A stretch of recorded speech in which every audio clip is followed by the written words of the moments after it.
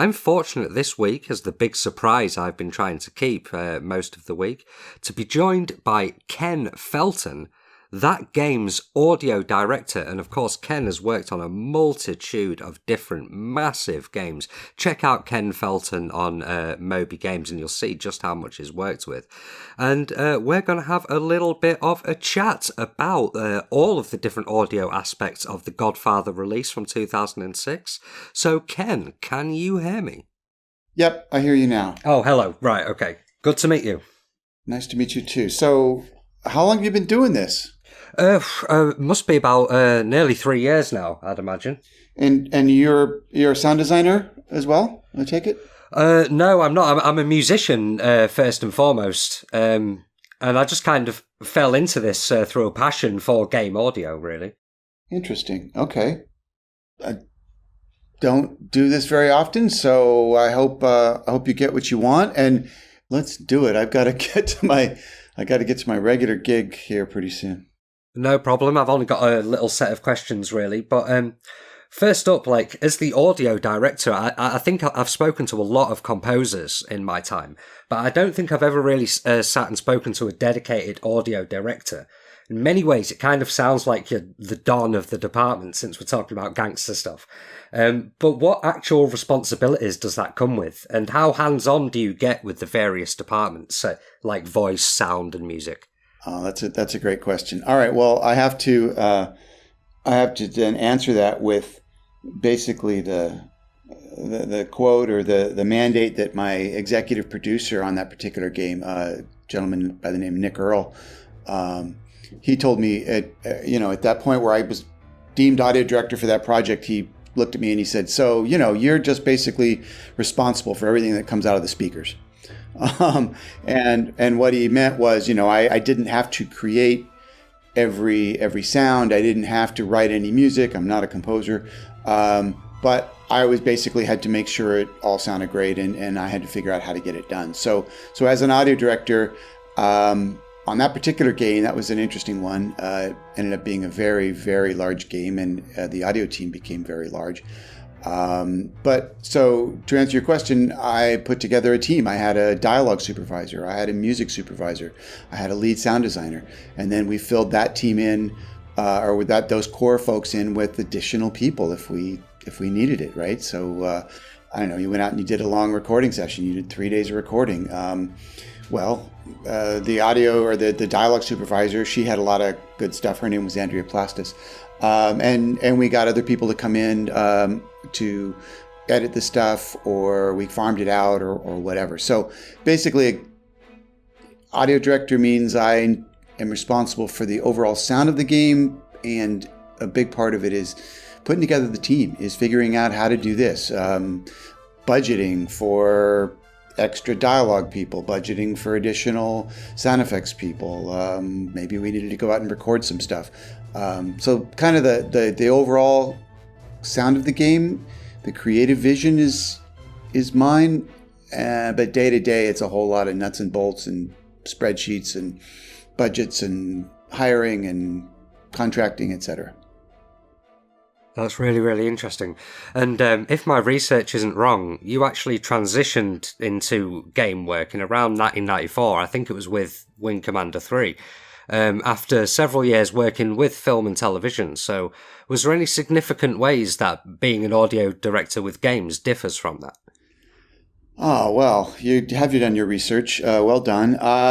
So I did spend, I was in the film and television business there for a while. I think I was at Universal Studios for about 4 years. And in no way, shape, or form was I anywhere close to an audio director. I was basically working on the scoring stage and in the transfer department, they called it, and then doing very early, doing sound design, sound effects editing, I guess I'd call it back then. That was on MAG and 24-track analog tape. But anyway, so that was good in that gave me some basic skills, some basic ideas. Taught me a bit about working with a format back then called Dolby Pro Logic. That was an analog format, and that's how I got into electronic arts. And on Wing Commander 3, you're exactly right. They had a big project, Wing Commander 3. It was an interactive movie for people who were unfamiliar with it. Mark Hamill and all kinds of John Rhys Davies. It was a cool franchise, and it had over 3 hours of movies. So you'd watch a movie and then you'd say, I want to be the bad guy, I want to go the good route or whatever. And so there was all this dialogue. Anyway, we were mixing it in Dolby Surround, Dolby Pro Logic, and I had been doing that, and I came up to the Bay Area, Northern California, was looking for work, film, television, and there was very little of it. And I got some advice I should go see this guy named Murray Allen over at Electronic Arts. And so I went and talked to him, and there was nothing. And then a couple weeks later, I had a message on my machine. You remember those machines? And he said I could use your help. And so sure enough, somebody had a baby coming and they needed to stay on schedule. So I got my foot in the door, and then I was lucky enough to work with some very, very talented interactive sound designers, game sound designers, and they kind of showed me the ropes as far as the granular sound design, the techniques, the tools that are used to do game audio. So I got lucky. I got very lucky. And when working on big movie adaptation video games, in this case specifically The Godfather, how do you balance being faithful to the original film and the sound that comes there and creating something new and something that's yours and something that's more appropriate for the game? It's a good question. There is an overall, for all disciplines, you have to stay somewhat true. You have to pay homage, if you will, to the original look, feel, vibe of that IP, right? I mean, that's what you're doing. You're not renting the IP, whether it's Godfather or whether it was Lord of the Rings or whatever. You're taking this IP and you need to be faithful to it, because to some degree, because people are picking up the game, buying the game because they already like that game. They already like that fiction. So you have to keep that in mind. But then you also have to be aware every single day, every moment of every day, that you're making a game, and that there are things in the game that obviously are not part of the original fiction. So you're making stuff up. You're coming up with ways to, swap out weapons, upgrade this, upgrade that, drive cars. So you just have to kind of look at what the game needs, like any typical game. Whether it's a space shooter or it's a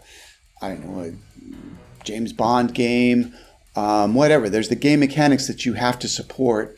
And then once you get the tools in place, once you have systems in place with your engineering team to stream the dialogue that you need to stream, or to get all your stuff within a certain memory budget. Once you get the building blocks and the nuts and bolts of the system down, you can start to look at the content, and you can start to evaluate the content maybe from that 5,000 foot level of like, well, does this kind of feel like the original IP, right? Does it kind of sound like what the movie sounded like? And in a lot of times you decide, no, it doesn't, and that's okay because we like the way it sounds, and it supports the gameplay.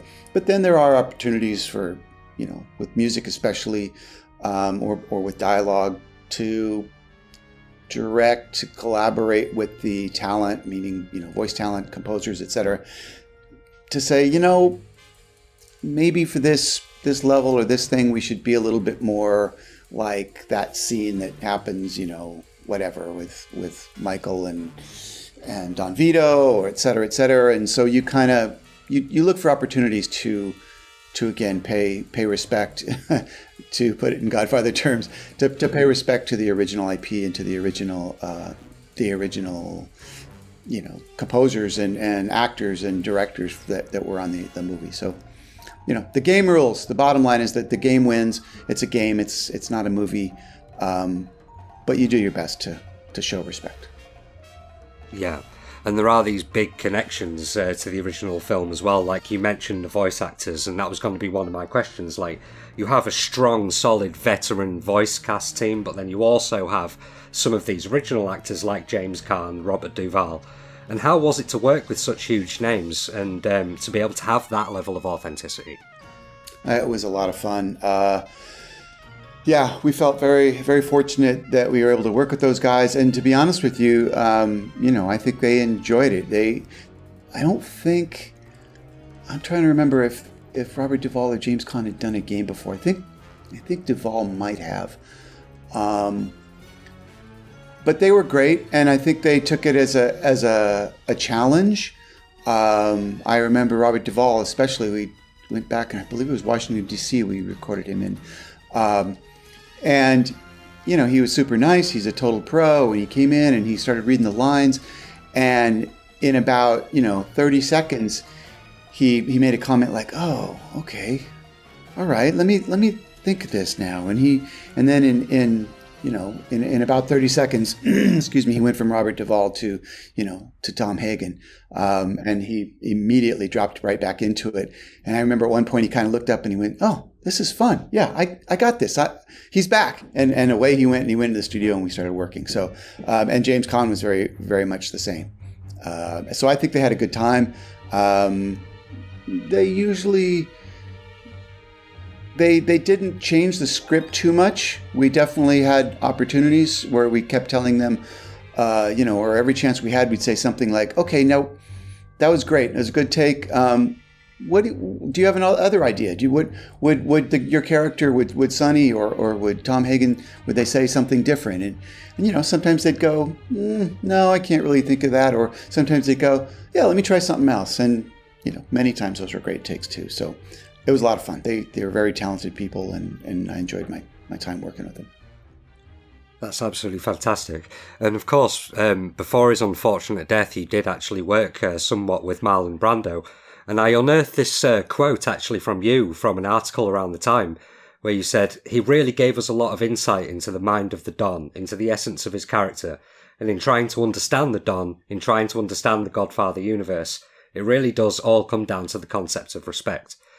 And I found that really interesting, and I wondered if you could talk a little bit more about your experiences with Marlon Brando and expand a little on how that respect manifested in your work. Wow. Well done on the research. So yes, we were able to go visit Mr. Brando at his home. And by we, I mean it was myself, it was Phil Campbell, the lead writer, creative director, I think was his title, Hunter Smith, he was an executive producer, and David DeMartini, may he rest in peace.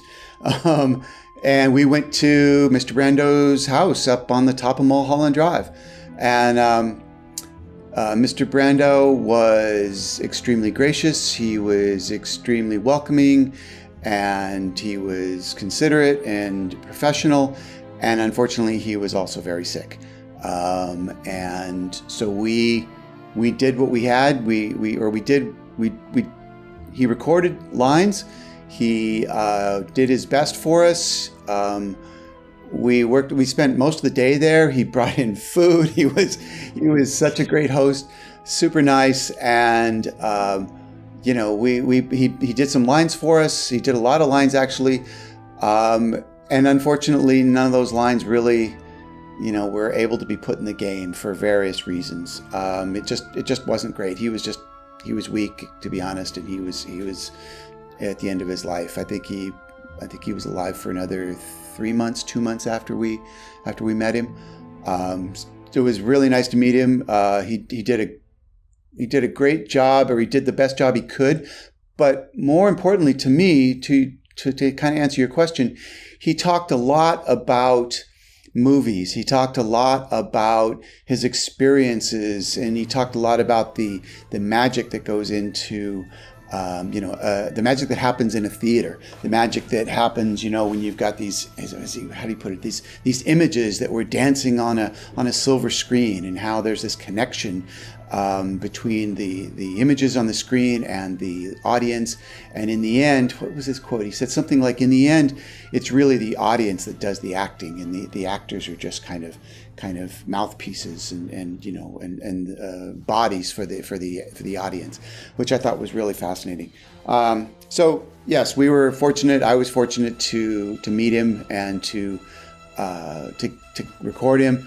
And I don't know if this is known, but I did get one line of Marlon Brando. There is one Marlon Brando line in the game, and that happens to take place in the level where it's after Don Vito has been shot. They tried to assassinate him, and the level is you playing as your character, is trying to prevent the rival family, I think the Tatalias, from sneaking into the hospital and finishing off the job. And so your job is to keep the assassins away from Dawn. And at one point, if you want to, if you can take your character and you can bring them over to the locked hospital room door, and in there you can see Michael's in there with the Dawn, and they're having a conversation. And in that situation, I was able to get a line or two of Marlon Brando's in the game, and it actually it actually worked out well, because Marlon Brando, or the character Don Vito was recovering from gunshots, and so he sounded kind of weak and a little off, and actually Marlon Brando's performance kind of matched that whole scene perfectly. So we got it. It was behind the door. It's a little muffled. It's a little futzed to make it seem like it would be, you're hearing it kind of through a door or the glass. And but I was happy that we were able to get Mr. Brando in the game.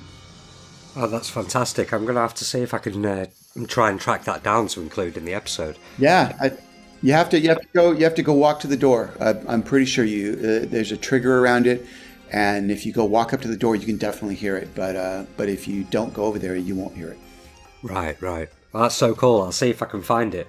But on the music side of things, you've got Bill Conti, who was most famous for his work with Rocky, of course, teaming up with Ashley Irwin to sort of augment Nino Rota's original score. And this is really interesting to me too. So how did Bill come on board? And what was your direction for the music? Oh, good question. Bill and Ashley were great to work with.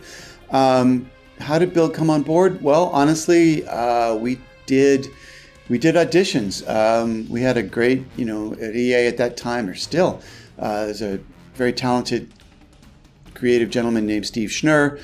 Steve and his crew put us in contact with quite a few different composers, some that were, up and comers and fresh, and just trying to get in the business, and they did great stuff. And then there was somebody like Bill, and there was another somewhat well-known composer whose name I'm blanking on at the moment. But anyway, we auditioned a bunch of people. Bill didn't really want to do a demo for us. The word is kind of like, or the vibe that comes back from usually not the artists themselves, but the agent is like, there's no demos. Bill doesn't have to do demos. This artist doesn't have to do demos. You've seen their work in this show and this show and that show. And to a degree, that's right. However, we were looking for the ability to create motifs, to create themes for the different families. And we weren't always looking to have a big orchestration. Sometimes we wanted to kind of take it back to that very sparse acoustic instrument, like some of the cues that Nino Rota wrote. So in the end, I think we did get a few examples of some different possible themes, some family themes that I think Bill wrote for us. But in the end, that was pretty much it. I can't remember exactly how many minutes of music we contracted him for, but we did. I remember in the contract we were creating themes for the different families, the different rival families. We were copying, paying homage, if you will, whatever you want, to the original Nino Rota scores in some places, which you need to do because we licensed all that. And in the end, it was fun. We basically did it like you still do it to this day for most projects, where you'll do initial themes, you'll do initial mock-ups using synthesizers, basically just sketching it out, and we get approval, and we get those into the game, and we see how it feels, and at some point we say, yeah, that's good. And then somebody like Ashley Irwin, Bill Conti's collaborator, orchestrator, etc., and basically Bill and Ashley they go to town and they start to flesh those ideas out. They put meat on those sketch bones, if you will, and then we recorded most of that stuff at Capitol Records down in LA, and then Ashley and what was the engineer's name? It'll come to me. They mixed all this stuff for us. So it was a great experience. Bill did a great job, and Ashley did a great job, and I think it was fun. Some of the cues, some of the family motifs, I think were really sensational, and somehow captured the vibe of those different rival families. Yeah, there's some really good stuff on there, and I've got some of it lined up for the episode, and I'll probably be playing a little bit more of it underneath our interview as well. But authenticity did seem really important to the team. So on the sound effects side, was anything like actually plucked from the film itself, like, say, gunshots or something? Yeah, no, we didn't do that. We talked about it. We used the film as reference, and that kind of goes back to your original question. We definitely, paid homage to the sound of the film. But no, we pretty much did everything from scratch. And again, you have to at some point. I remember in the Xbox version of the game, I think we had you could keep upgrading, right? You could keep upgrading your weapons, and so at some point it just gets a little bit ridiculous. Now, we didn't want to go, obviously you don't want it to sound like some kind of alien weapon or some kind of super modern tactical assault rifles.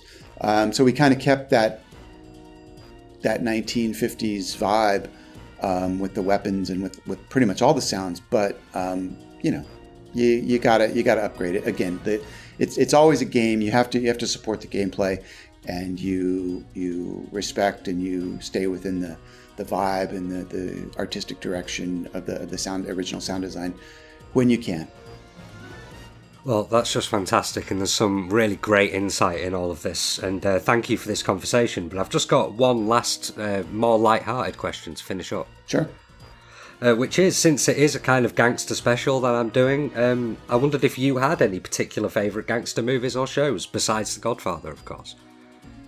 Once Upon a Time in America. Also, as far as sound design goes, that's one of the coolest intros ever, in my opinion. That's just knock your socks off kind of stuff. The first two Godfather movies, I could watch them forever. I learned more about the Godfather fiction than I ever thought I would. What am I trying to think of? No. Movies I love, but I have to say that I'm a big fan of the Peaky Blinders series. And I would definitely call that organized crime, gangster, family business. So I'm a big fan of that. Yeah, definitely. That's just over here in my neck of the woods, isn't it? Yeah, exactly. I can't wait for the next season to come out with that. And of course, again, back over here, I like the Soprano stuff. I'm a big Sopranos fan. The Wire. I haven't seen the new spin-off, the new young Tony Soprano series yet, but that's actually why I'm doing this episode, because I've been to see it at the cinema, so it put gangster stuff in my head really hardcore. Nice. Yeah, it kind of gets. Yeah, it gets in there. The one other thing I forgot to mention. Just another big part of the game, as far as music goes, we licensed a whole bunch of cool tunes. And when you're driving around, you can hear a lot of that stuff. It was fun. We licensed some fairly well-known tunes we worked with a partner up at EA Canada. She was great in helping us get licenses for some actual, songs from that era. There was a Dean Martin song, a Rosemary Clooney song, if I remember right. And then another very cool thing was we found a production music library that was from that period. Actual, kind of generic music that's written and people license it to put under, this TV commercial or that, whatever. And we found a bunch of those cues that were also really well done. And it was from the period. It was actually absolutely legit. It wasn't like, modern day recording techniques or modern day musicians.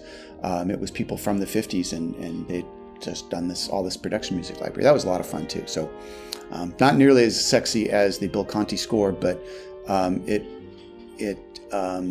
filled out a lot of the musical territory that we had to put in there, because you had a lot of scenes or a lot of things where people would walk into a shop or into an apartment. There should be music playing, and then I think when you were driving around in the city in all the different cars, I think you could listen to anything you wanted as well. So we had to end up, I think in the end, we probably had about 35 minutes of non-score of licensed, source music. So that was fun too. That's really, really interesting. And I knew that within half an hour interview with you, it would only be scratching the surface. So this is why we will have to catch up again at some point, Ken. All right, sounds good.